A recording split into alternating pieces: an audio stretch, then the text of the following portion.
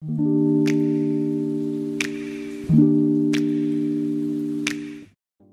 everyone, welcome back to Legacy Insights. Glad to have you here.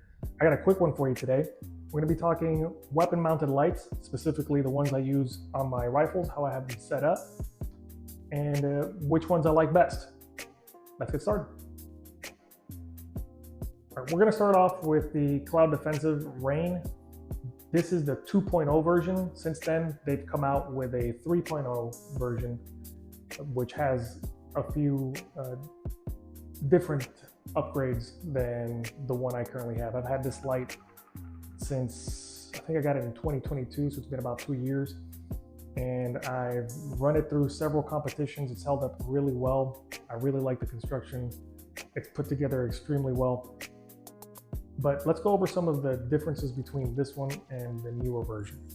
So the 2.0 came in at $379-ish.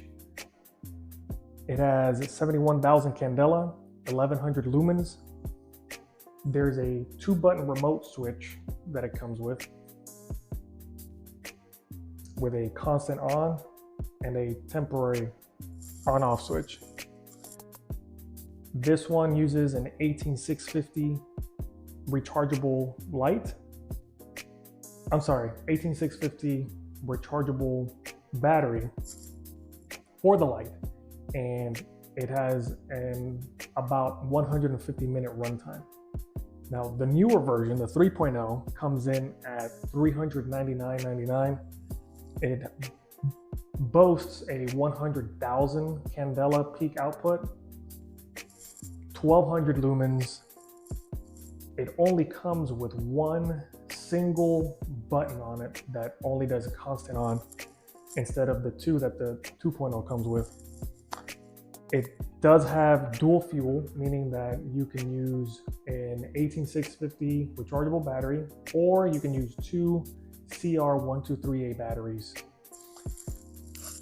That one also ships with an inline mount, proprietary inline mount from Cloud Defensive, and it does have a lesser runtime at 65 minutes, but it does produce more power.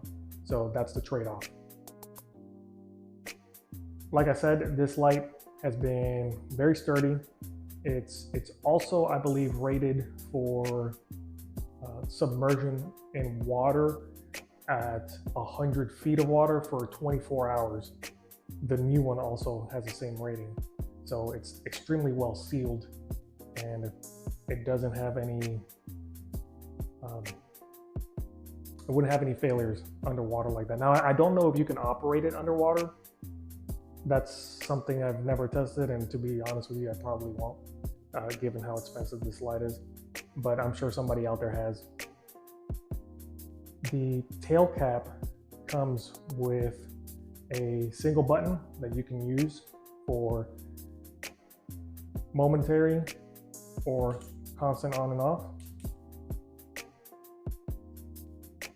You can remove the back cap of this and rotate the direction of where you want the lead to come out of.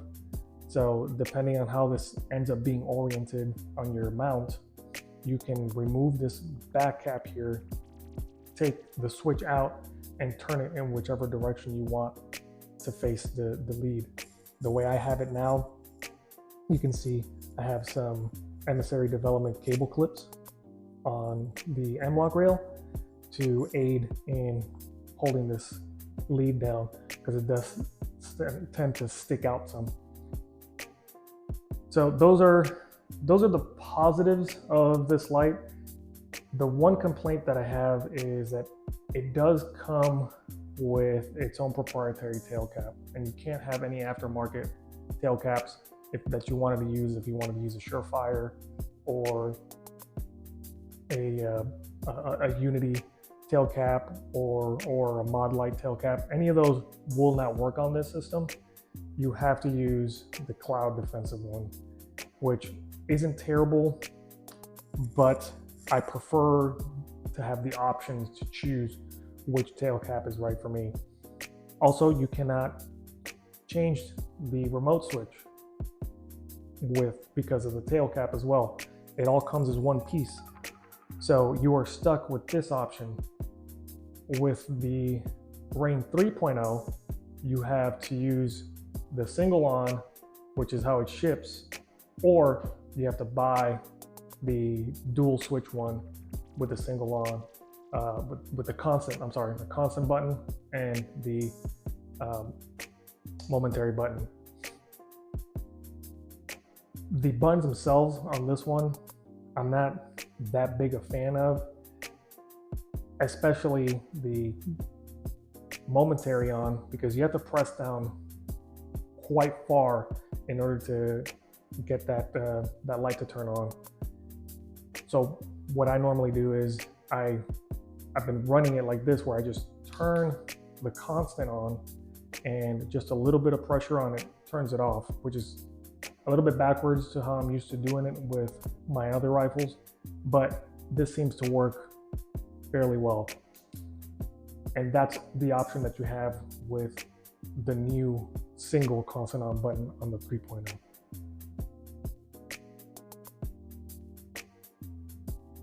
Overall, in my opinion, this light would beat out basically any other light out there if we could change the tail cap and the switch on it.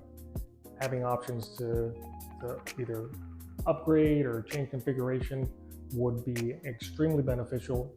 Even if Cloud just wanted to use their own proprietary system but have different options on how to run those, this would beat everything else by a mile.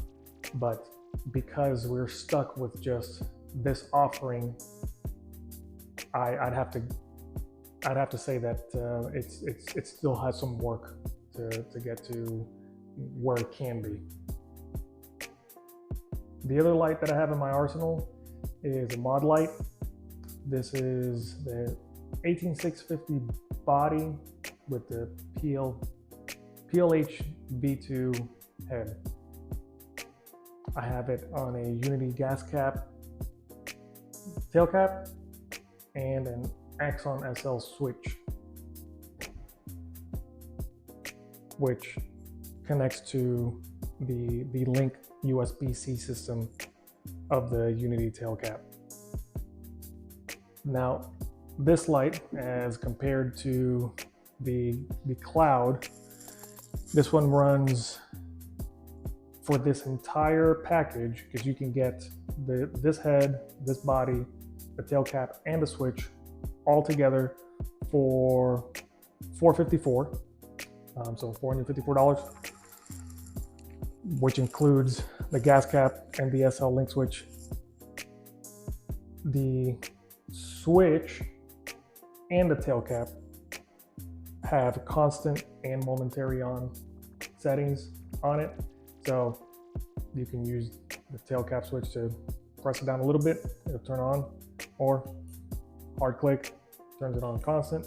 Same thing with the Axon SL switch, a little bit of pressure, momentary on, press down hard, constant on. This light has 1350 lumens and 54,000 candela, so a little bit less candela than the 7100, or I'm sorry, the 71,000 of the REIN 2.0, and considerably less than the REIN 3.0 at 100,000 candela. It also features a longer runtime than the 3.0 at 75 minutes, and it also does have a dual fuel light head, which can take either an 18650 battery or 2 CR123A batteries stacked together. Overall, I really like this light. I've been running this light on this work gun for over a year and a half now, well, give or take a couple months, and it functions fantastic.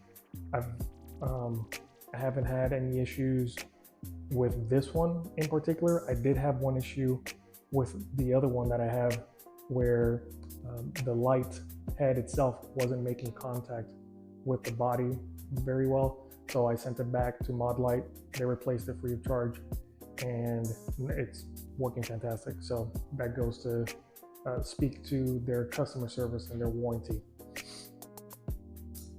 I prefer this light over the Cloud only because of the host of aftermarket support that it has as far as tail caps and switches go. I am a big fan of being able to change out the tail caps and switches as I need it. I really like the 45-degree switches over the flat ones from Cloud. And I like that I can get different ones. Even the mod button from Modlite itself, they make a plastic piece that you can mount the switch on that gives it a 45-degree angle on it, giving you that nice ergonomic feel when running the gun in the light. So if I were to pick as far as for work or for duty, I would go with the Modlite for sure, just because you're able to configure it a little bit better. The Cloud, I still run it for competitions and it serves well for that. So I do like it for that purpose, but I prefer this for a working gun, if that makes any sense. I actually like this light so much that I have a second one on another rifle that I use, and it's configured a little bit differently. I have a Surefire tail cap and a Unity hot button as the remote switch. And it works great. I love its function. I love the way that it's been pretty reliable. So I give the Modlite just a little bit of an edge because of its ability to be configurable versus the proprietary system that Cloud Defensive uses. And that wraps up today's video. Thank you guys for watching.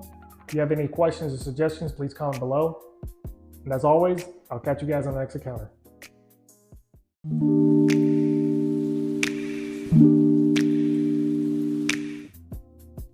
Fun fact, most people don't know the difference between lumens and candela. Lumens measures the total light output, whereas candela measures the intensity of the light. More lumens means more light. However, more candela means further distance that light can reach. So use this information to help you on your next light purchase.